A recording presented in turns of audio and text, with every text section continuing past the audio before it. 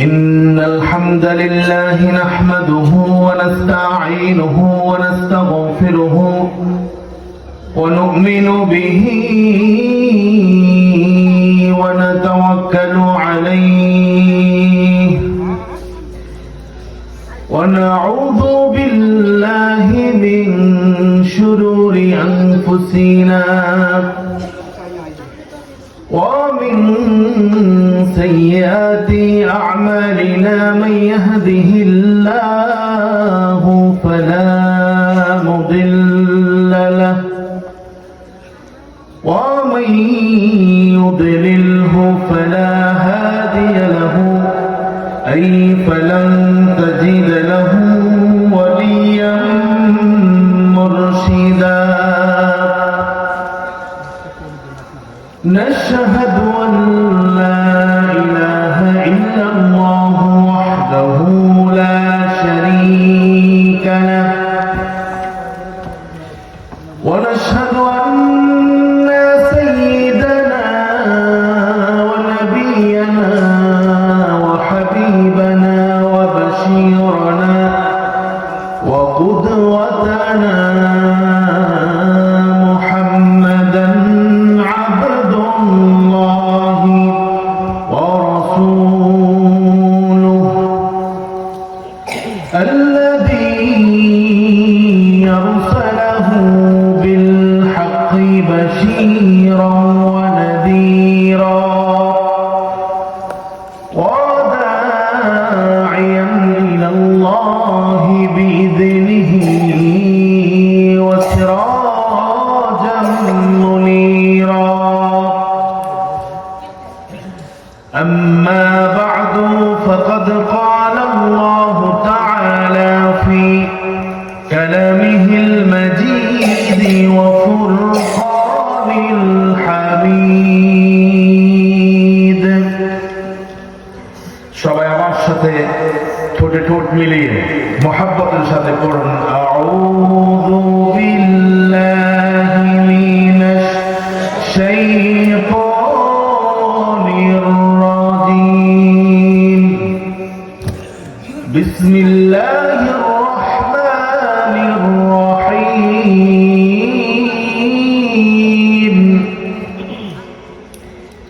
ইয়ারফা'িল্লাহু الذين آمنوا منكم والذين أوتوا العلم درجات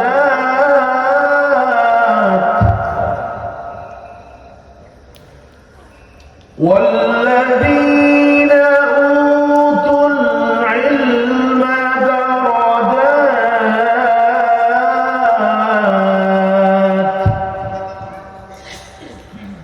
والله بما تعملون خبيرا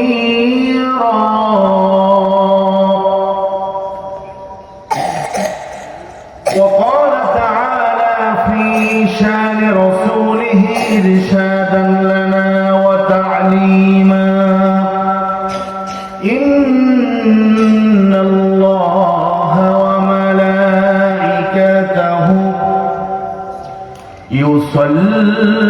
يصلون على النبي يا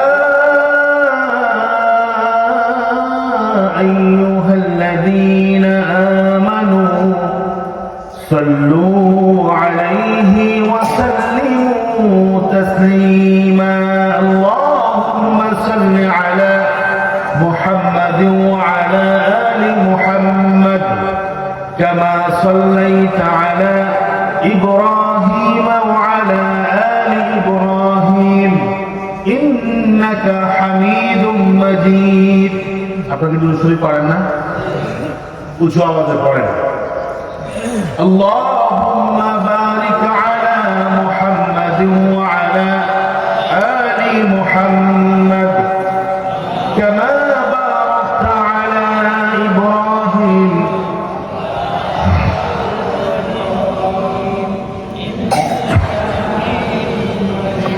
بلغ العلا بكمال جماله كشف الدجى بجماله حسنت جميع خصاله صلوا عليه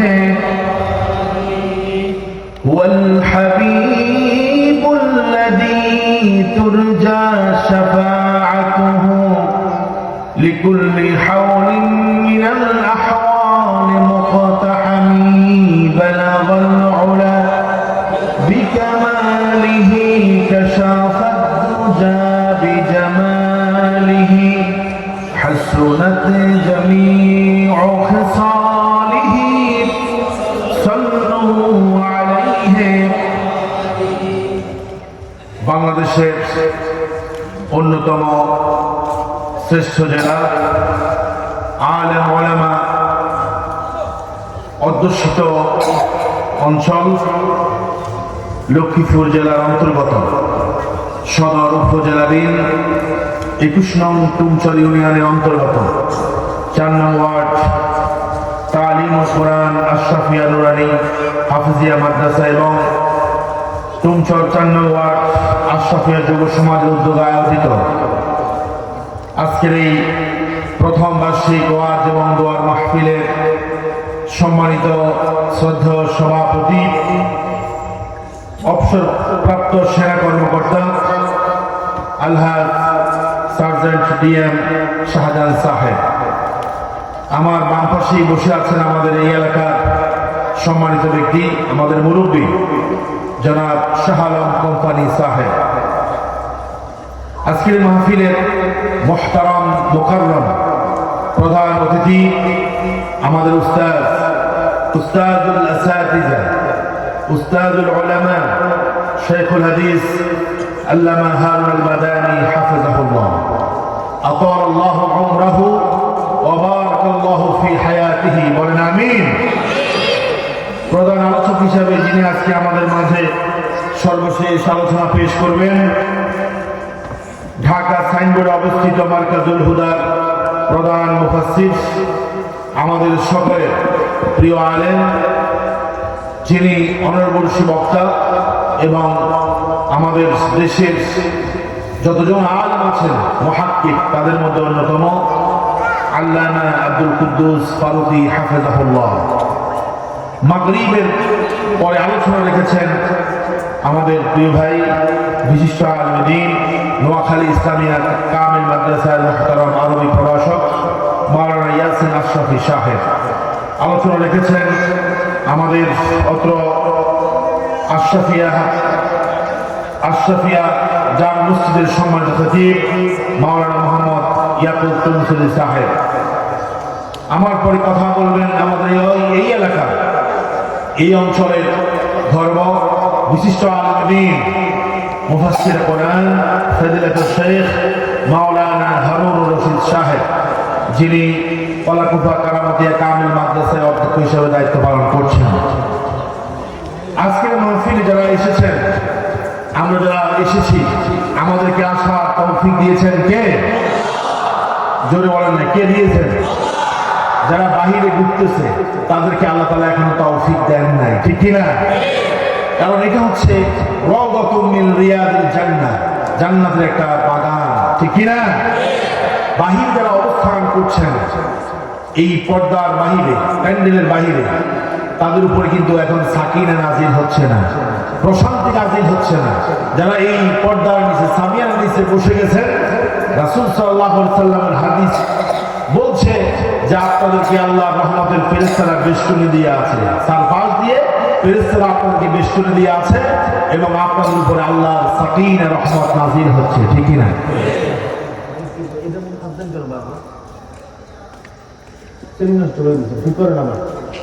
আমার ভাইয়েরা, সম্মানিত মুসল্লিয়ানে কেরাম, আপনারা যে আজকে মাহফিলে এসেছেন, খুশি না বেজা? আর জোরে বলতে হবে, খুশি না বেজা?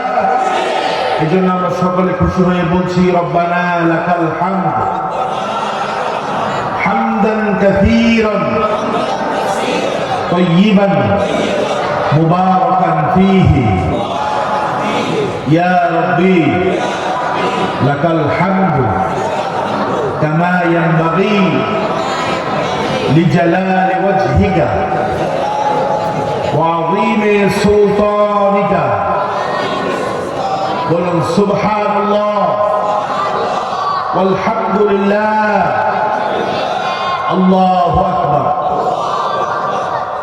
আমার প্রিয় মুসলমান কেরাম, প্রিয় ভাইরা, এটা আমার এলাকা, আপনাদের এলাকা, ঠিক কিনা? এখানে একটি মাদ্রাসা আছে। এই এলাকাকে আলোকিত করার জন্য একটা মাদ্রাসা প্রতিষ্ঠিত হয়েছে। তুমসর মাদ্রাসার পাশাপাশি নুরানি একটা মাদ্রাসা হয়েছে, ঠিক কিনা? এই মাদ্রাসাকে আমরা দিল মন থেকে যদি ভালোবাসি, আমরা কি ক্ষতিগ্রস্ত হব না লাভবান হব? এই মাদ্রাসার উদ্যোগে কিন্তু আজকের এই মাহফিল, ঠিক কিনা? যুব সমাজ উদ্যোগ নিয়েছে, একটা মাহফিল হওয়া দরকার, যাতে করে এই মাদ্রাসার পরিচিতি এবং এই মাদ্রাসার ব্যাপ্তি লাভ করে, যাতে করে এই মাদ্রাসা একদিন প্রতিষ্ঠিত হতে পারে, ঠিক কিনা? এখানে কোরআন, হাদিস, ইসলাম, আকীদা, আদব, অর্থাৎ পরকালের নাজাতের জন্য যা দরকার তা এখানে শেখানো হবে, ঠিক কিনা? আবার দুনিয়াতে চলতে গেলে যে শিক্ষা দরকার সেই শিক্ষাও এই মাদ্রাসাগুলোতে আছে না? নাই? আছে না? আজকে আমি আপনাদের সামনে যে আয়াত তেলাওয়াত করেছি সূরা মুজাদালা থেকে, কিয়ামতের দিন দুই শ্রেণীর মর্যাদা, দুই ধরনের মানুষের মর্যাদা আল্লাহর কাছে সবচাইতে বেশি হবে। সুবহানাল্লাহ। কয় শ্রেণীর? কয় ধরনের? সবাই কন নাই। কয় ধরনের? দুই ধরনের। আল্লাহ রাব্বুল আলামিন সূরা মুজাদালার ভিতরে স্পষ্ট করে বললেন, ইয়ারফা'ুল্লাহুল্লাযীনা আমানু মিনকুম ওয়াল্লাযীনা উতুল ইলমা দারাজাত। আল্লাহু আকবার। আল্লাহ রাব্বুল আলামিন বললেন, ইয়ারফা'ুল্লাহু, আল্লাহ তাআলা সমুন্নত করবেন, মর্যাদা বাড়িয়ে দিবেন, সম্মান বাড়িয়ে দিবেন, মর্যাদাকে সমুন্নত করবেন। কাদের? আমরা বললাম কাদের মর্যাদা সমুন্নত করবেন? আল্লাহ রাব্বুল আলামিন বলেন, আল্লাযীনা আমানু মিনকুম, তোমাদের মধ্য থেকে, মানুষদের মধ্য থেকে যারা আল্লাহ রাব্বুল আলামিনের উপর ঈমান এনেছে তাদের মর্যাদা তিনি বাড়িয়ে দিবেন। তিনি কে? আওয়াজ কিন্তু জোরে হতে হবে। তিনি কে? দুই নম্বরে কাদের মর্যাদা বেশি হবে? ওয়াল্লাযীনা উতুল ইলমা দারাজাত, যাদেরকে আল্লাহ রাব্বুল আলামিন ইলম দিয়েছেন তাদের দারাজাত, তাদের মর্যাদা আল্লাহ রাব্বুল আলামিন বাড়িয়ে দিবে। সুবহানাল্লাহ। তাহলে ঈমানদার যারা, মুমিন যারা, আর যাদেরকে আল্লাহ রাব্বুল আলামিন দ্বীনের জ্ঞান দিয়েছেন, দ্বীনের ফাকাহাত দিয়েছেন, যারা আলেম হতে পেরেছে, তাদের মর্যাদা আল্লাহ রাব্বুল আলামিনের কাছে বেশি হয়ে যাবে, ঠিক কি না? এই পৃথিবীতে এখন নবী নেই, নবীর প্রতিনিধি, রিপ্রেজেন্টেটিভ করা, নবীদের প্রতিনিধি হলো আলেম, যারা কোরআন শিখেছে, দ্বীন শিখেছে, ইসলাম শিখেছে। তারা হলো নবীদের অবর্তমানে তাদের দায়িত্ব পালন করবে। তারা হলো ওয়ারাসাতুল আম্বিয়া, ঠিক কি না? কিন্তু আমাদের বাংলাদেশে দেখেন আলেমদের কদর নাই, দাম নাই, ঠিক কি না? যেই পরিমাণ মর্যাদা দেওয়ার কথা সেই পরিমাণ দাম নাই। পরিমণির মতো একটা নায়িকারে যখন পুলিশে ধরে নেয় তখন তার হাতের মধ্যে হ্যান্ডকাফ লাগায় না, ঠিক না? আর কথায় কথায় যে আলেমদের কাছে মানুষ দোয়া চায়, যে আলেমদের চোখের পানিতে জাতির ভাগ্য পরিবর্তন হয়, সে আলেমদের হাতের মধ্যে শুধু হ্যান্ডকাফ লাগায় না, ডান্ডা বেরিয়ে মাঝে মধ্যে পড়ায়, ঠিক না? যারা বিগত দিনে জুলুম করেছে, অন্যায় করেছে, আলেমদের সাথে বেয়াদবি করেছে, আমরা দেখেছি তাদের কি পরিণতি হয়েছে, ঠিক কিনা? আয়াতের মাধ্যমে আমি জানিয়ে দিতে চাই, আলেমদের মর্যাদাকে তিনি কিয়ামতের দিন সবার চাইতে বাড়িয়ে দিবেন, আলেমদের মর্যাদাকে তিনি সমুন্নত করবেন। যদি চিল্লা বলেন তিনি কে? আল্লাহ যদি আলেমের মর্যাদা দেয়, তোমার মতো সলিমুদ্দিন আর কলিমুদ্দিন আলেমকে অপমান করলে কি আলেমরা কি অপমানিত হবে? মর্যাদা দিবে কে? আলেম বলেন কে? আলেম হচ্ছে জাতির শ্রেষ্ঠ সন্তান, ঠিক না? এবার আসেন, প্রথমে আমরা বলি ইমানদারদের সম্মান আল্লাহ থেকে আমাদের দিন বাড়িয়ে দিলেন। ইমানদারদেরকে আল্লাহ রাব্বুল আলামিন সম্মান সব চাইতে বাড়িয়ে দিলেন। এবার ইমানদার কারা? আমরা বললাম আল্লাহ ইমানদার কারা? ইমানদার হওয়ার যোগ্যতা কি? ইমানদার হতে হলে যোগ্যতার প্রয়োজন আছে না নাই? আর যোগ্যতা আছে না? যেই কোনো লোক পুলিশে গেলে তার কিন্তু নিবে না। আপনি যদি দয়া বলেন আমি পুলিশে চাকরি করতে চাই, আপনারা নিবে? আপনি যদি বলেন আমি আর্মিতে দাঁড়াতে চাই, নিবে কি না? আর এলাকার চৌকিদার হইতে হইলে তো যোগ্যতা লাগে। একটা গায়ে শক্তি নেই, ওটা আস্তে আস্তে পড়ে যায়। শরীরের মধ্যে কোনো কি নেই, শক্তি গায়ে শক্তি নেই। চেয়ারম্যান সাহেবের যাইতে, চেয়ারম্যান সাহেব আমারও চৌকিদার বানান। চেয়ারম্যান সাহেব কি ওই চৌকিদার বানাবে? বলবে তোর গায়ে কোনো শক্তি নাই, এনার্জি নাই, দুর্বল, এখান থেকে চলে যায়, ঠিক কিনা? দুনিয়াতে চৌকিদার হতে হলে কোয়ালিটি লাগে, যোগ্যতা লাগে। পুলিশ হতে হলে, আর্মি হতে হলে যোগ্যতা লাগে কি লাগে না? আমার ভাইয়েরা, শুধু আপনি বললেই হবে না যে আমি ইমানদার। ইমানদার হতে হলে আপনার ভিতরে কোয়ালিটি লাগবে, যোগ্যতা লাগবে। ওই যোগ্যতা গুলো ছাড়া আপনি ইমানদার হতে পারবেন।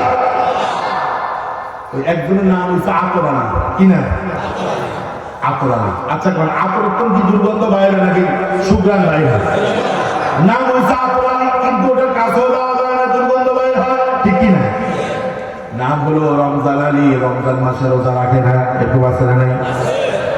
নাম দিয়ে কিন্তু কাম হবে না। আপনি যে মুমিন, আপনার ভিতরে নির্দিষ্ট কিছু যোগ্যতা রাখবেন।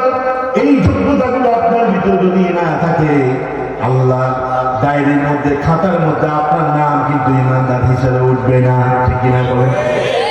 দাবি করলে মুমিন হওয়া যায় না, দাবি করলে মুসলমান হওয়া যায় না। আল্লাহ পাক বললেন ইমানদারদের মর্যাদা কিয়ামতের দিন সব থেকে বেশি হবে। আল্লাহু আকবার। আমরা বললাম আল্লাহ ইমানদার কারা? আল্লাহ রাব্বুল আলামিন সূরা আনফালের মধ্যে জানিয়ে দিলেন ইন্নামাল মুমিনুনা আল্লাযীনা ইযা যুকিরাল্লাহু ওয়াজিলাত কুলুবুহুম ওয়া ইযা তুলিয়াত আলাইহিম আয়াতুহু যাদাতুহুম ঈমানা ওয়া আলা রাব্বিহিম ইয়াতাওয়াক্কালুন আল্লাযীনা ইউমিনুন আল্লাযীনা ইউকিমুনাস সালাতা ওয়া মিম্মা রাযাকনাহুম ইউনফিকুন। জোরে বলেন আল্লাহু আকবার। মুমিনের গুণাবলী আলোচনা করলে 3 বছরও শেষ হবে না, ঠিক না? কিন্তু আপনি তো আমি মুমিন, আপনি তো আমি ইমানদার। আল্লাহ কোরআনের মধ্যে মুমিনের যেই আওসাফ সিফাত বর্ণনা করেছে, এটা বলতে বলতে কয়েক বছর চলে যাবে, শেষ হবে না। এগুলো আলোচনা করে দেখবেন যে আপনি আপনার নাম ইমানদারের খাতার মধ্যে নাই, কথা বলেন। আমাদের দেশে 2-4 রাকাত নামাজ পড়ি তো আমি ইমানদার, ইমানদার এত সোজা না। আমরা বললাম আল্লাহ আপনি ইমানদারের মর্যাদা কিয়ামতের দিন বাড়ায় দিবেন। ইমানদার কারা? আল্লাহ পাক কোরআনের 8 নম্বর সূরা আনফালের 2 নম্বর 3 নম্বর আয়াতের মধ্যে বলছেন মুমিন তো হলো কারা? ইযা যুকিরাল্লাহু ওয়াজিলাত কুলুবুহুম। মুমিন তো হলো তারা যাদের সামনে আল্লাহর জিকির করলে, আল্লাহর নাম স্মরণ করলে তাদের অন্তরটা কেঁপে ওঠে। আল্লাহু আকবার। মুফাসসিরিনে কেরাম বলেন জিকির মানে কি? জিকিরের অনেকগুলো অর্থ আছে। জিকিরের এক অর্থ হলো নামাজ। জিকিরের এক অর্থ কি? আমরা জানি যে জিকির মানে হলো লা ইলাহা ইল্লাল্লাহ, লা ইলাহা ইল্লাল্লাহ। জিকিরের 1 নম্বর অর্থ হলো নামাজ। কোরআন কারীমের মধ্যে আল্লাহ পাক বলছেন ইযা নুদিয়া লিস-সালাতি মিন ইয়াউমিল জুমআতি ফাসআউ ইলা যিকরিল্লাহ। এখানে জিকির মানে নামাজ। জিকির মানে কি? আবার জিকির মানে হলো উপদেশ। আল্লাহ রাসূলকে বলছে ফাযাক্কির ইন্নামা আনতা মুযাক্কির লাস্তা আলাইহিম তাইয়্যিব। এখানে জিকির মানে হলো নসিহত, উপদেশ। আল্লাহু আকবার।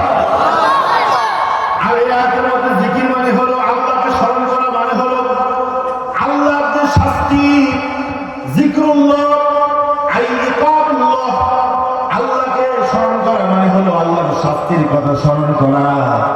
একজন মুসলমান মুমিন ব্যক্তি অন্যায় করতেছে, খারাপ কাজ করতেছে, ওই অবস্থায় তাকে একজন বললো তুমি যে অন্যায় করো, তুমি যে গুনাহের কাজ করো, তুমি আল্লাহর স্মরণ করো।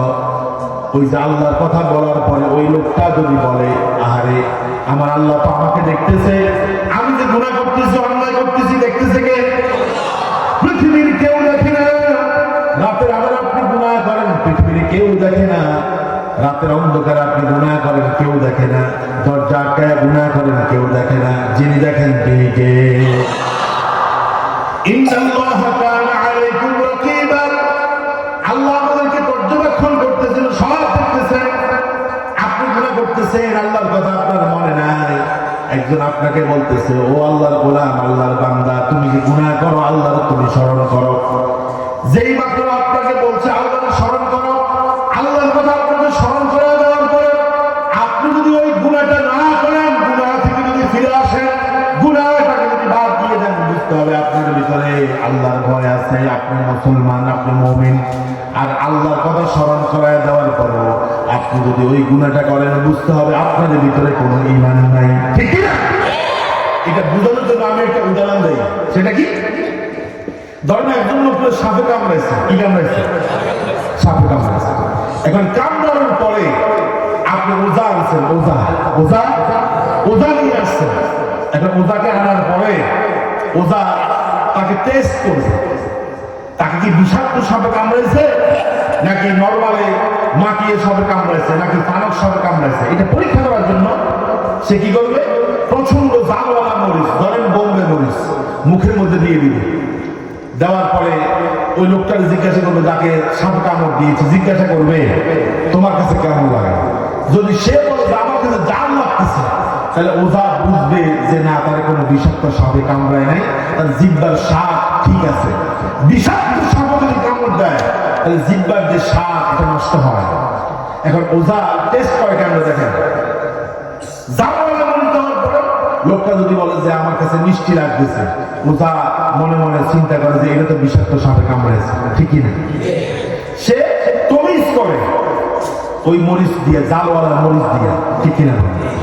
এখন ইমানদার যারা, মুমিন যারা, আল্লাহর খাঁটি গোলাম যারা, এরা যখনই আল্লাহর কথা স্মরণ করায় দিবে, তখন সে যদি গুনাহটা ছেড়ে দেয় আল্লাহর কথা মনে করার পরে, তখন বুঝতে হবে সে ইমানদার। আর যদি বুঝে যে না, গুনাহ করতেইছে, তাকে আল্লাহর কথা যতই বলে সে গুনাহ ছাড়ে না, বুঝতে হবে তার ভিতরে ঈমান নাই। ওই যে বিষাক্ত সাপের মতো, ঠিক না? শয়তান তাকে এমন ভাবে মুরিদ বানাইছে, এখন সে গুনাহকে গুনাহ মনে করে না, অন্যায় মনে করে না, ঠিক কিনা বলে?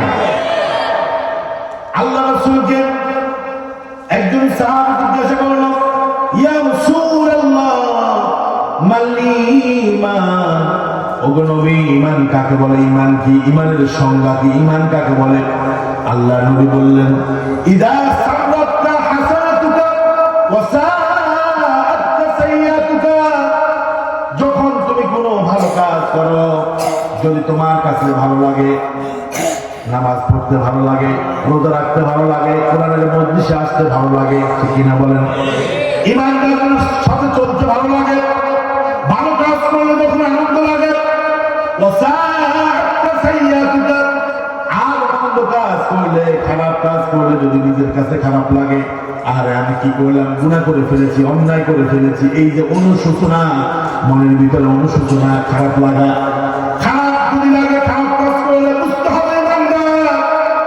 কিন্তু খারাপ কাজ করার পরেও যদি মনের ভিতরে অনুশোচনা না আসে, আর আমি কি করলাম, এরকম টেন্ডেন্সি, অনুশোচনা যদি না আসে, রাসূল বলে তার ভিতরে ঈমান নাই, ঠিক না? কোন যদি ভালো কাজ করলে ভালো লাগে, খারাপ কাজ করলে খারাপ লাগে, রাসূল বলে তখন বুঝবা আনতা মুমিন, তুমি মুমিন।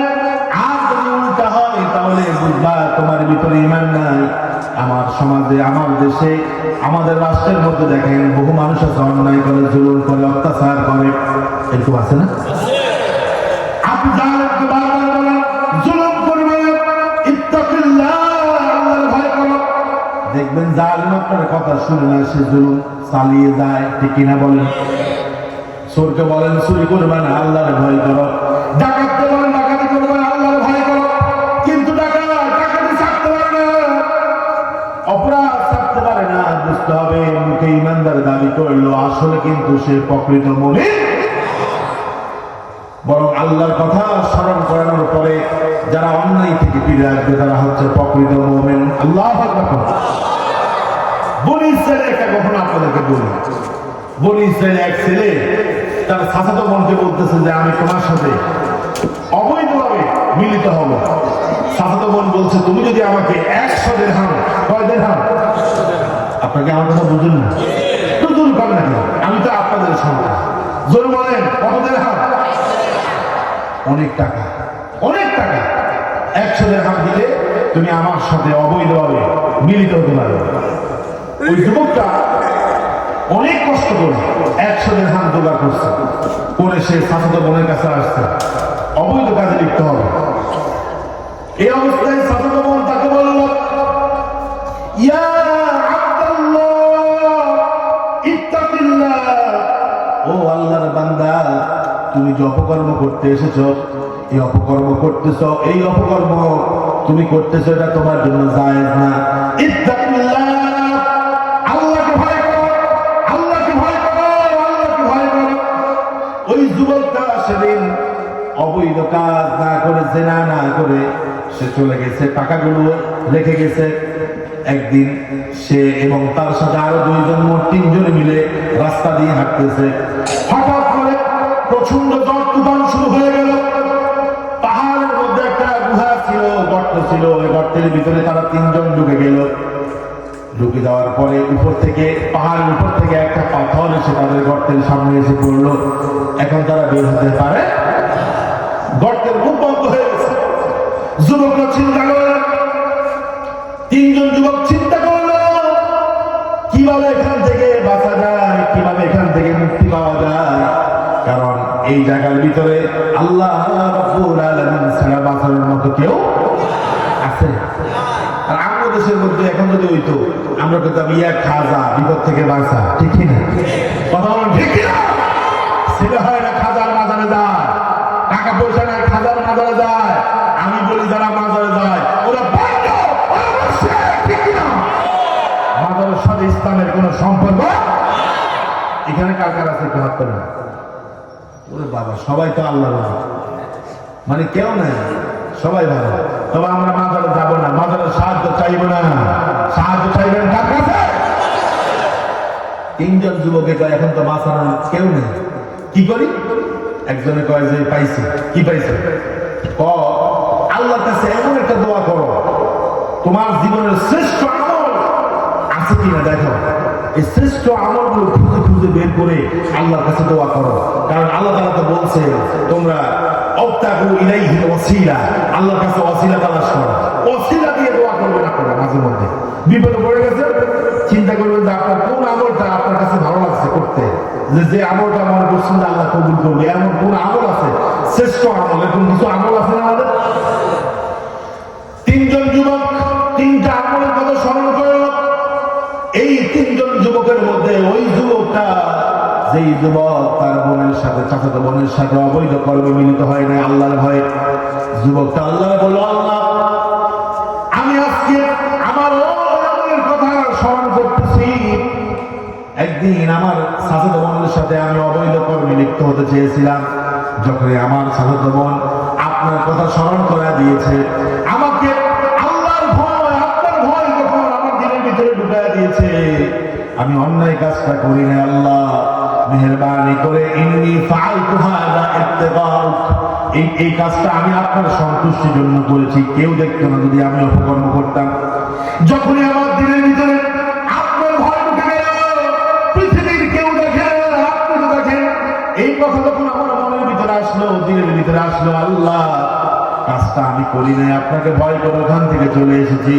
ইন্নী ফাআলতু হাযা ইত্তিকাউক, আল্লাহ এই কাজটা আমি তোমার সন্তুষ্টির জন্য করেছি, পৃথিবীর কাউকে ভয় করে করি নাই। আল্লাহ মেহেরবানি করে আমার এই আমলটা যদি তোমার কাছে ভালো লাগে, আল্লাহ ফাফরুজ আন্না, এই বিপদ থেকে, মুসিবত থেকে, আজকের কঠিন বিপদ থেকে আপনি আমাদেরকে বাঁচায়া দেন। হাদিসের কিতাবের ভিতরে এসেছে, সাথে সাথে ওই তিনজন ব্যক্তির তিনটা আমলের দোয়ার কারণে আল্লাহ রাব্বুল আলামিন গর্তের মুখ থেকে পাথরটা সরাইয়া দিয়ে তাদেরকে বাঁচায়া দিয়েছে। আল্লাহু আকবার, আল্লাহু আকবার। মুমিন তো তারা আল্লাহর কথা বললে যাদের অন্তরের মধ্যে প্রকম্পিত হয়ে যায়, অন্তরটা আল্লাহর ভয়ে কাঁপতে লাগে। পৃথিবীর কেউ দেখে না, আমার অন্যায় দেখতেছে কে? আল্লাহ। আর আমাদেরকে যতই বলে যে এটা করবা না, ওটা করবা না, আমাদের তো কোনো ভয় নেই। এই যে বহু মানুষের সুদের কারবার করে, সুদ হালাল না হারাম, আপনি তারা কোন কিতাব দিয়ে, কোরআনের চাইতে উত্তম কোন কিতাব কি আছে? মসজিদের মধ্যে হুজুরের মনে হয় সুদের বিরুদ্ধে বলে না, আর কথা না বলে না। এরপরেও মানুষ কি সুদ ছাড়তে পারে? আলহামদুলিল্লাহ, অনেকে হয়তো ভুল করেছে জীবনে, এখন আস্তে আস্তে এগুলো শুধরায় আসতেছে। ভুল তো আমরাই করবো। আল্লাহ রাসূল বলেছেন, কুল্লু ইবনে আদম খাত্তা ওয়া খায়রুল খাত্তাইন আত-তাওয়াবুন। এই পৃথিবীর মধ্যে বনি আদম যারা আছে, আদম সন্তান যারা আছে, তারা ভুল করে। আর আদম সন্তানের মধ্যে তারা হলো উত্তম, যারা ভুল করার পরে ফিরে আসে।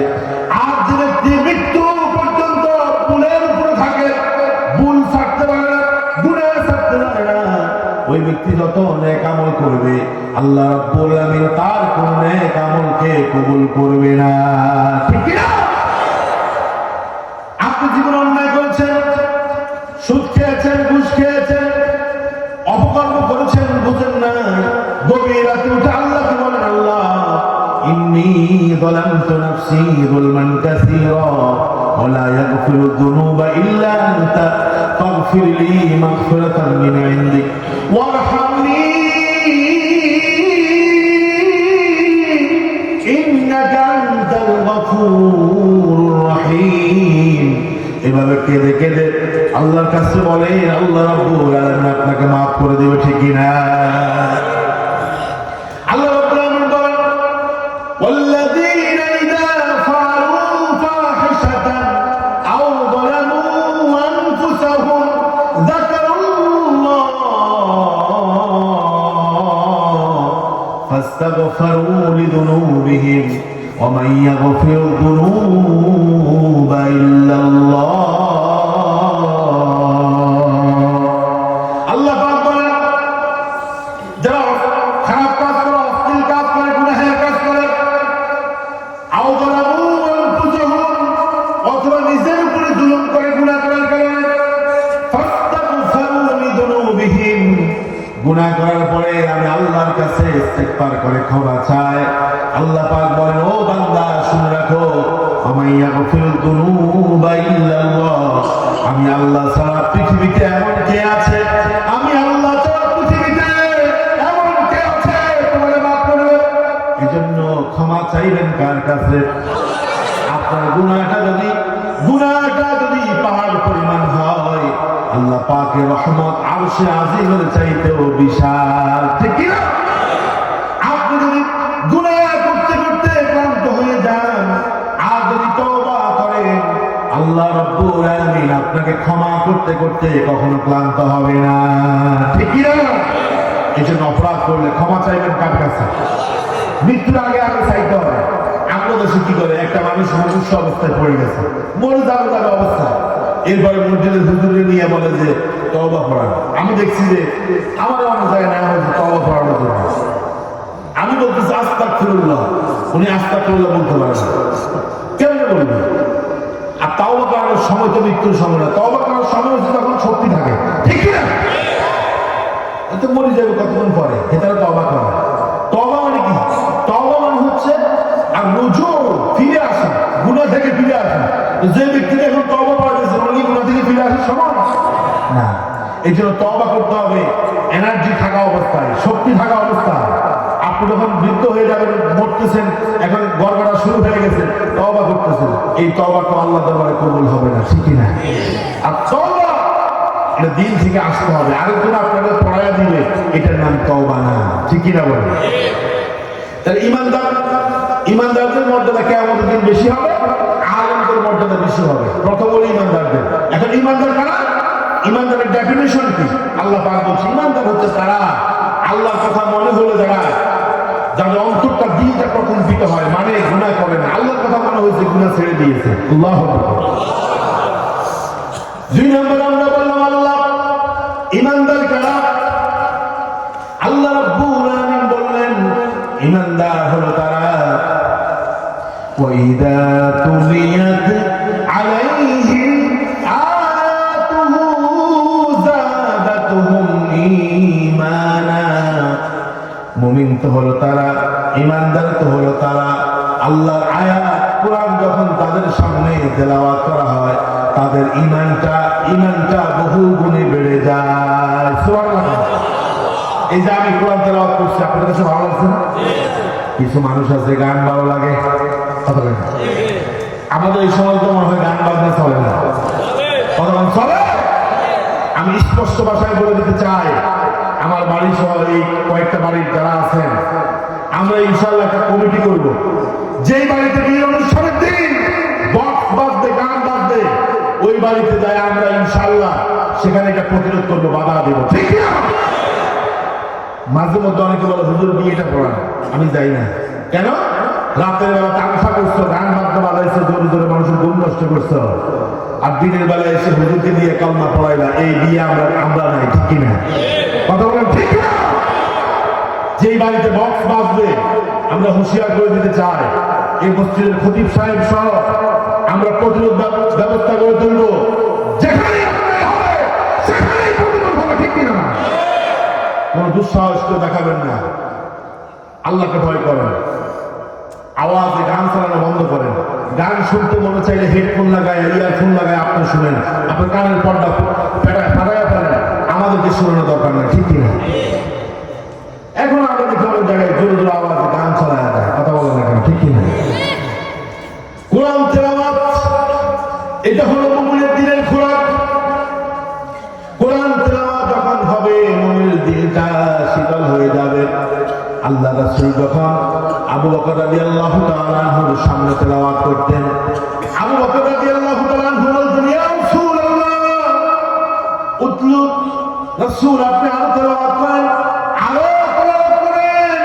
তেলাওয়াত মুমিনরা যত শুনে মুমিনদের কাছে ভালো লাগে, আল্লাহু আকবার বলেন। আর যারা গুনাহগার তাদের কাছে কোরআন ভালো লাগে না, কোরআনের তেলাওয়াত ভালো লাগে না, তাদের কাছে ভালো লাগে গান, ঠিক কিনা বলেন? আর জোর করেন, মনে হয় যেন আপনাদের কষ্ট দিয়ে ফেলছে। জোর করেন, মুমিন কি গান শুনবে না কোরআন তেলাওয়াত শুনবে? কারণ মুমিন তো হচ্ছে তারা ওয়াইদা তুলিয়াত আলাইহিম আয়াতুহু যাদাতুহুম ঈমানা। মুমিনের সামনে কোরআন তেলাওয়াত করলে মুমিনের ঈমান বেড়ে যায়। সুবহানাল্লাহ। আরে মুমিনদের কথা কি বলবো? কাফের মুশরিকরা আবু জাহল আবু লাহাব দিনের বেলা বলতো মুহাম্মদ তুমি যে কোরআন পড়ো, কোরআন বন্ধ করো, তোমার কোরআন আমরা শুনবো না, বরং এই কোরআনের উপরে 100% জারি করেছে। আল্লাহ পাক বলছেন وقال الذين كفروا لا تسمعوا لهذا القرآن والغوا فيه لعلكم تغلبون। কাফির মুশরিকরা দিনের বেলা সংসদের মধ্যে আইন জারি করেছে লা তাসমাউ লিহাযাল কোরআন, তাদের কর্মীদেরকে বলতো তোমরা কোরআন শুনবা না, মুহাম্মদ কি বলে তা তোমরা শুনবা না, ওয়ালগাউ ফীহি, বরং কোরআন যেখানে পড়া হবে সেখানে বাধা দাও, লাআল্লাকুম তাগলিবুন, তাহলে তোমরা জয়লাভ করতে পারবে। আর মুহাম্মদ যদি কোরআন পড়ে তার কর্মী বাড়বে, সমর্থক বাড়বে, কোরআনের রাজ কায়েম হয়ে যাবে, তাহলে আমাদের গদিও যাবে, সব যাবে, আমও যাবে, সালাও যাবে, ঠিক না? বিগত দিনে আমরা দেখেছি এদেশে যারা শাসন করেছে কোরআনের মাহফিলগুলো অনুমতি না হতো, কিন্তু গানের প্রোগ্রামের জন্য কোনো অনুমতি নেওয়া লাগতো দুর্ঘটনা, ঠিক কিনা? এই জালেমরা কোরআনের অনুমতি তারা দিত না। মেম্বারের কাছে গেলে বলতো চেয়ারম্যানের কাছে যাও, চেয়ারম্যানের কাছে গেলে বলতো এমপির কাছে যাও, এমপির কাছে গেলে বলতো মন্ত্রীর কাছে যাও। সব রেডি, বিকাল বেলা এসে দারবিশটা এসে বলতো বন্ধ করে দাও, উপর থেকে সাহাব আছে, ঠিক না? কথা বলো ঠিক না? আজকে ওরাও নেয়, বিশাল বিশাল প্রোগ্রাম হচ্ছে। চট্টগ্রামে একটা মাহফিল হয়েছে, মিজানুর রহমান আজহারি ওয়াজ করছে, 20 লক্ষের উপরে মানুষ হয়েছে। আল্লাহু আকবার। এই যে ক্যামেরা প্রায় 3000 উপরে, ঠিক কিনা? মামুনুল্লাহ কোথাও আসলে লক্ষ লক্ষ মানুষ হয়, হয় কিনা? ফয়জুল করিম আসলে লক্ষ লক্ষ মানুষ হয়। এই যে কোরআনের কথাগুলো যারা শুনতে বাধা দিয়েছে, আমি বলি ওরা আবু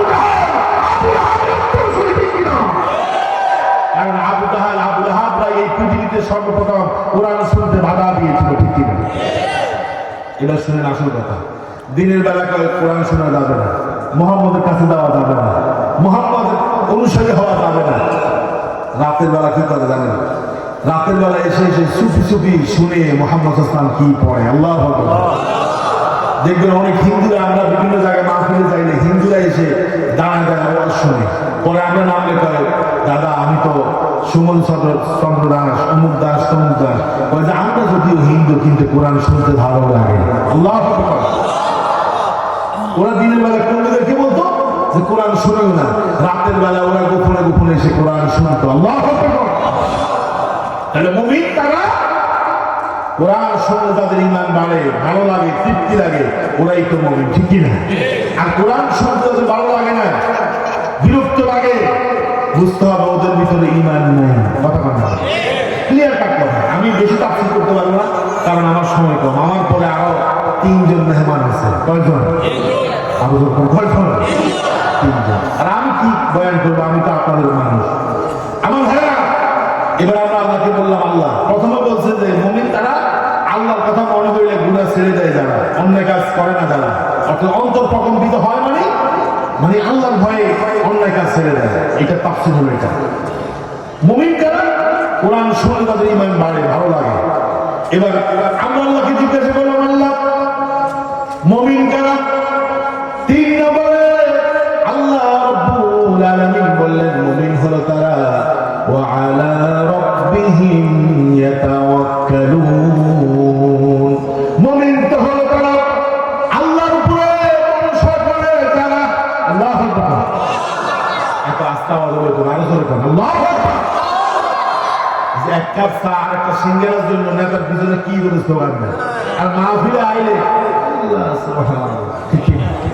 সত্যি না? আগে আমরা দেখতাম যে মিছিল করতে যাই আমাদের বাপ চাচারা, 1 কাপ চা 2টা বেলা বিস্কুট।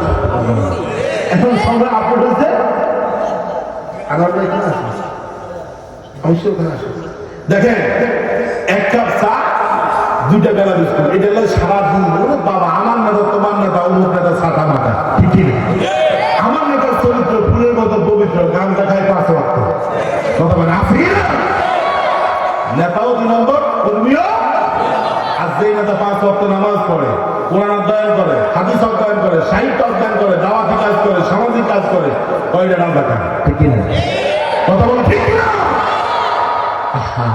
জাতি চিনল না কারো ভালো, কারা ভালো, কারা খারাপ। যারা 2 নম্বর নষ্ট, এদেরকে কয় সোনার ছেলে, আর যারা ভালো এদেরকে কয় রাজাকার, আলবদর, জঙ্গি, ঠিক না? আল্লাহ রাব্বুল আলামিন বললেন ইন্নাল্লাযীনা আমানু ওয়া আমিলুস সালিহাতি উলাইকা হুম খায়রুল বারিয়া। এই আল্লাহর সৃষ্টির মধ্যে শ্রেষ্ঠ কারা? আল্লাহর সৃষ্টির মধ্যে শ্রেষ্ঠ হল যারা ঈমান আনে আর ভালো কাজ করে, নেক কাজ করে, তারা হলো সৃষ্টির মধ্যে সেরা। আল্লাহু আকবার। আর যারা চুরি করে, সন্ত্রাসী করে, টেন্ডারবাজি করে, চাঁদাবাজি করে, দর্শন করে, পারবে না, লুটপাট করে, দেশের মধ্যে অরাজকতা সৃষ্টি করে, আমরা করি এরা সোনার সন্তান, এরা সোনার ছেলে, ঠিক না? উল্টা উল্টা উল্টা। তাহলে মুমিন হলো তারা। 3 নম্বরে আল্লাহ বলতেছে, আমি না, আল্লাহ বলতেছে মুমিন তারা যারা আল্লাহর উপর ভরসা করে। কিছু কিছু মানুষ আছে বিপদ আসলে পেরেশান, বিপদ আসলে হতাশ হয়ে যায়, ডিপ্রেশনে চলে যায়। অনেকে আছে আত্মহত্যাও করে, ঠিক না? মুমিন কি কখনো আত্মহত্যা করতে পারে? কথা বলে আত্মহত্যা করতে পারে? আহা, মুমিন ভরসা করে কার উপরে? রাসূল সাল্লাল্লাহু আলাইহি ওয়াসাল্লাম হিজরত করবেন, সাহেবাল হিজরা হিজরত করলেন, কেউ নেই, আবু বকরকে সাথে নিয়েছেন। আল্লাহ রাসূল আবু বকর রাদিয়াল্লাহু তাআলাকে আগেই জানাই দিয়েছে, আবু বকর আমাকে রাতের আধারে হিজরত করতে হবে, তুমি রেডি থাকো। কাফের মুশরিকরা আল্লাহ রাসূলের ঘরকে চতুর্দিক থেকে বেষ্টনী দিলেন। আজকে রাতেই মুহাম্মদকে দুনিয়া থেকে বিদায় করবে। ওরা চিন্তা করলো আজকে রাতেই মুহাম্মদকে দুনিয়া থেকে বিদায় করে দিব। ঘরের চতুর্পাশ দিয়ে তারা আল্লাহ রাসূলকে ঘেরাও করে ফেলল। আল্লাহ পাক বলছেন, রাসূল কোনো ভয় নাই, কোনো চিন্তা নাই, এক মুষ্টি বালি নাও আর তুমি নিক্ষেপ করো, আমি প্রত্যেকটা বালু কণা কাফের মুশরিকদের চোখের মধ্যে পৌঁছায়া দেব। আল্লাহু আকবার। আল্লাহ পাক বললেন, ওমা রামাইতা ইয রামাইতা ওয়ালাকিন্নাল্লাহা রামা। রাসূল এক মুষ্টি বালি এভাবে নিক্ষেপ করেছেন, ঘরের চারপাশে সব কাফেরের চোখের মধ্যে যিনি পৌঁছায়া দিয়েছেন তিনি কে? মাসে একদিকে সবার চোখে চোখে দেয় আল্লাহ পৌঁছায় দিয়েছে। ওরা চোখ জ্বলতেছে, রাসূল এখান থেকে দরজা খুলে বের হয়ে গেছে। আবু বকর রাদিয়াল্লাহু তাআলা আনহু ঘরের মধ্যে টোকা দিয়েছে। আবু বকর রাদিয়াল্লাহু তাআলা আনহু বলছেন, ইয়া রাসূলুল্লাহ লাব্বাইকা ওয়া সা'দাইক। রাসূল আমি হাজির আছি, আপনাকে একবারের বেশি দুইবার টোকা দিতে হবে না। গাছটি বুকটি নিয়ে প্রস্তুত হয়ে গেল, বলল, ইয়া রাসূলুল্লাহ যেদিন আপনি বললেন হিজরতের জন্য প্রস্তুত থাকো, ইয়া রাসূলুল্লাহ ইয়া হাবিবাল্লাহ ওদিন থেকে একবারের জন্য রাতের বেলা মাথাটাকে বালিশের সাথে লাগাই নাই। আল্লাহু আকবার। রাসূল বলছে কথা বলার টাইম নেই, চলো। আল্লাহ নবী আবু বকর রাদিয়াল্লাহু তাআলা আনহুর হাত ধরলেন, ধরে চুপি চুপি ঘর থেকে বের হয়ে গেলেন। গারে সাউরের মধ্যে রাসূল এবং আবু বকর লুকিয়েছিলেন, কারণ রাত যখন শেষ পর্যায়ে চলে আসছে রাসূল আবু বকরকে নিয়ে গুহার ভিতরে লুকিয়েছিলেন। পিছনে পিছনে কাফের মুশরিকরা আসছে আল্লাহ রাসূলকে ধরার জন্য। পাহাড়ের উপরে উঠলো, যেই রাতে আল্লাহ রাসূল এবং সাহাবী আবু বকর রাদিয়াল্লাহু তাআলা আনহু লুকিয়েছিলেন, ওই গর্তের পাশেই চলে গেছে। রাসূল বলে, আমি ওই যারা আমাদেরকে দেখতে গেছে তাদের জুতা দেখতেছি, পায়ের আওয়াজ শুনতেছি, তারা নিচের দিকে তাকালে আমাদেরকে দেখে, কিন্তু তারা আমাদেরকে দেখেনি। আল্লাহু আকবার। আবু বকর রাদিয়াল্লাহু তাআলা ভয় পেয়ে গেল, চিন্তায় পড়ে গেল। রাসূলকে বলল, ইয়া রাসূলুল্লাহ আমরা তো ধরা খেয়ে গেছি, ওই যে দেখে কাফের মুশরিকরা চলে এসেছে। রাসূল বলছে, চিন্তা করো না, চিন্তা করো না, চিন্তা করো না, ইন্নাল্লাহা মা'ানা আমাদের সাথে দুইজনের সাথে আরেকজন আছে, তিনি কে? এই জন্য এটাই হলো ভরসা, এটাই হলো তাওয়াক্কুল, যে আল্লাহর উপর ভরসা করে তাদেরকে সাহায্য করে কে? দেখবেন এই বাংলাদেশেও কেউ কেউ আছে দিল্লির উপর ভরসা করে, ঠিক কিনা?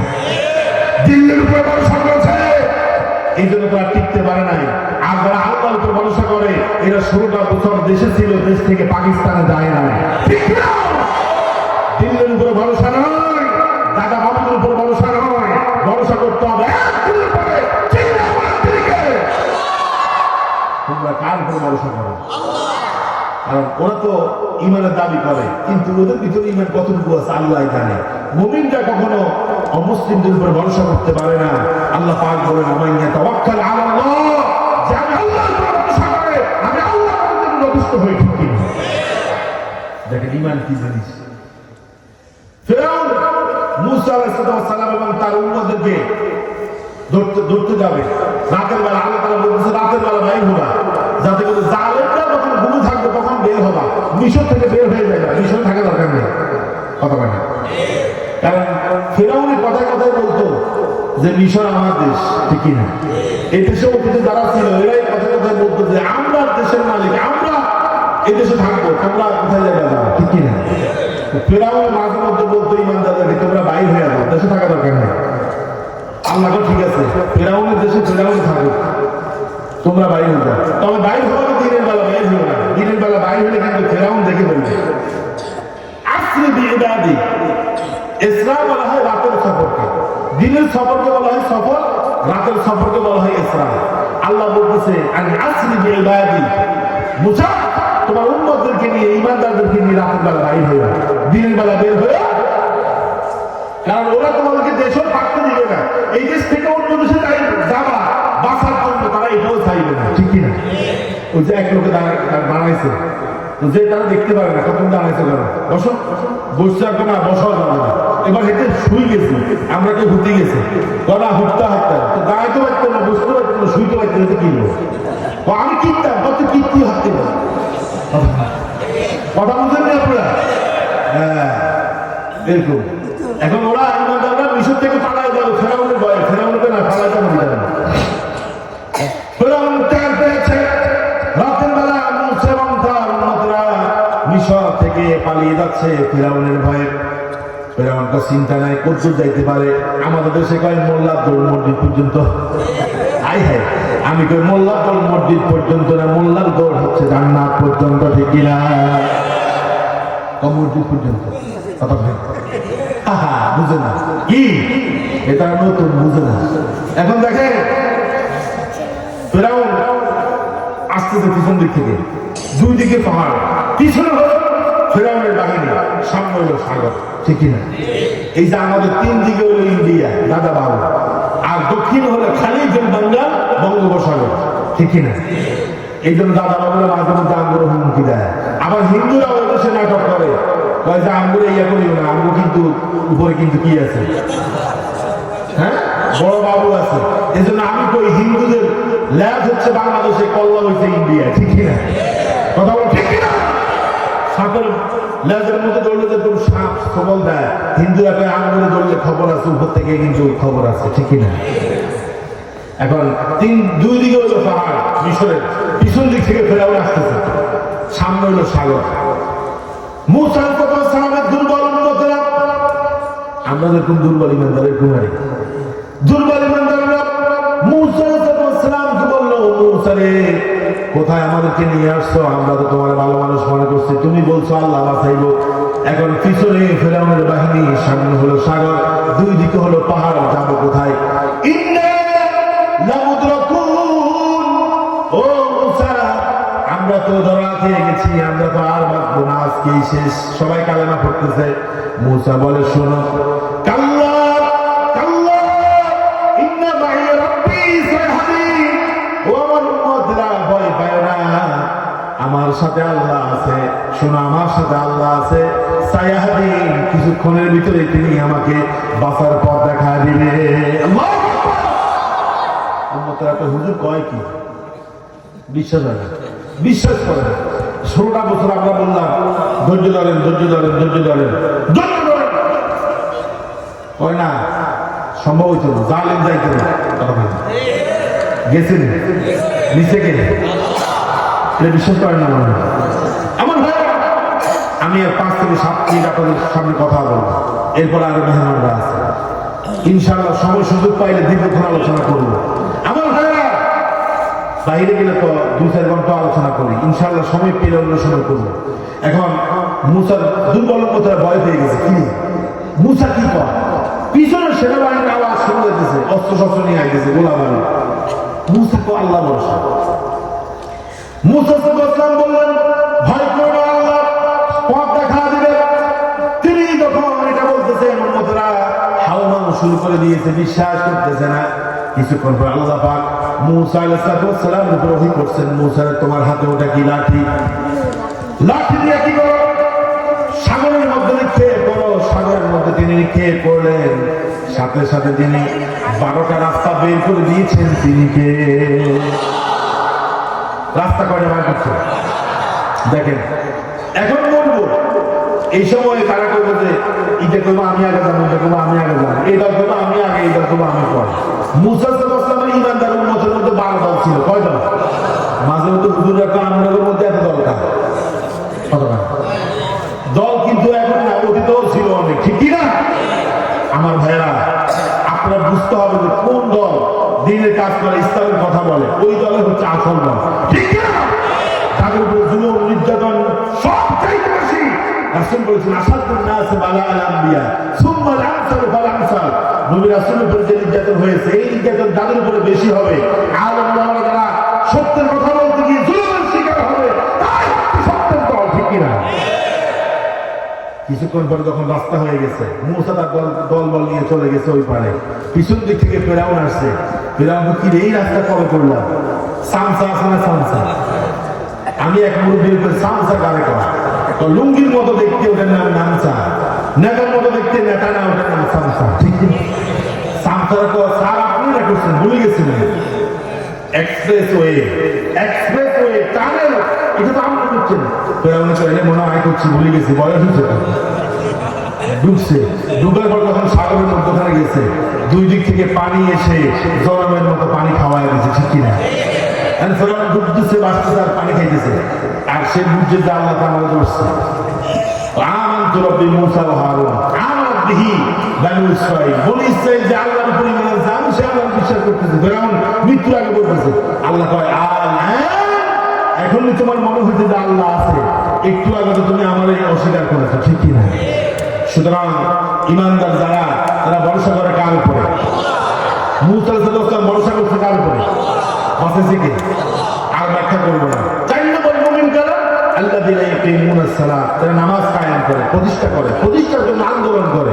5 ওমিম্মা রাযাকনাহুম ইউনফিকুন, যারা আল্লাহর দেওয়া রিজিক থেকে ব্যয় করে। এই যে এই মাহফিল যারা দিয়েছেন বিদেশ থেকে, এই এলাকা থেকে, আমি দেখেছি আলহামদুলিল্লাহ সর্বস্তরের জনগণ, আমাদের চাচা জ্যাঠা ভাইয়েরা বিদেশ থেকে, দেশ থেকে সবাই দিয়েছে, আরো দিল, ঠিকই না?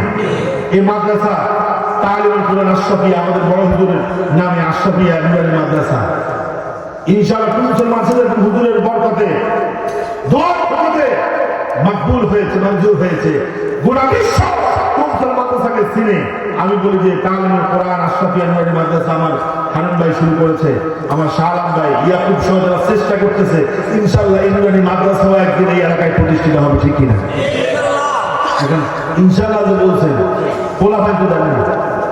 এখন আল্লাহ তাআলা দেখেন, আমি শেষ করতেছি, আল্লাহ তাআলা বলছে যে ঈমানদারদের সাথে সাথে আরেকটা শ্রেণীর মর্যাদা বাড়বে। তারা কারা? ওয়াল্লাযীনা উতুল ইলমা দারাজাত, যারা আলেম, আলেমদের মর্যাদা বাড়ায় দেবে কে? এখন এই মাদ্রাসা পড়লে কি আলেম হবে না জালেম হবে? ঢাকা বিশ্ববিদ্যালয়ের এক প্রফেসর বলছে আলেমদের রক্ত ফিউজ। কেন? কারণ আলেমরা মদ খায় না, গাঁজা খায় না, ইয়াবা খায় না, ফেন্সিডিল খায় না, হিরোইন খায় না, সুদ খায় না, ঘুষ খায় না, হারাম খায় না। এজন্য আলেমদের রক্ত হচ্ছে সবচেয়ে ফিউজ, ঠিক কিনা? এই যে আমরা আলেম হয়েছি, ছোটকালে অনেকে আমাদেরকে বলতো যে আলেম হয়েছে। আমার মনে আছে এক লোক আমার কয়, হুজুর আপনার ছেলে সবাই মানুষ বানাইতেছেন, হুজুর বানাইতেছেন, ভাত খাইব না। আমার আব্বা বলতো যে ভাত খাইতে ঠিক আছে, তবে পোলাও খাইয়া শেষ করতে পারতেন, ঠিক কিনা? আসলে বাস্তব। আমরা বিভিন্ন জায়গায় গেলে হুজুর বাচ্চা লেখা ভাত নাই নিয়ে পোলাও খান, ঠিক কিনা? আপনার ছেলেকে আলেম বানান, দুনিয়া তো আপনি সবার, পরকালেও সবার, ঠিক কিনা? একটা হাদিস বলে আমি শেষ করব, দুইটা। রাসূল বলছেন, মান ইউরিদিল্লাহু বিহি খায়রান, মান ইউরিদিল্লাহু বিহি খায়রান ইফাক্কিহু ফিদ্দীন। সবাই কিন্তু আল্লাহ আলেম বানায় না, আলেম হিসেবে কবুল করে না। যারা আল্লাহ ভালোবাসে, মুহাব্বত করে, রাসূল বলতেছে মান ইউরিদিল্লাহু বিহি খায়রান ইফাক্কিহু ফিদ্দীন, যারা আল্লাহ ভালোবাসে, যার কল্যাণ চায়, তাকে আল্লাহ দ্বীনের জ্ঞান দান করে, ঠিক কিনা? এজন্য আমি আপনাদের অনুরোধ করব, এই প্রতিষ্ঠান একজন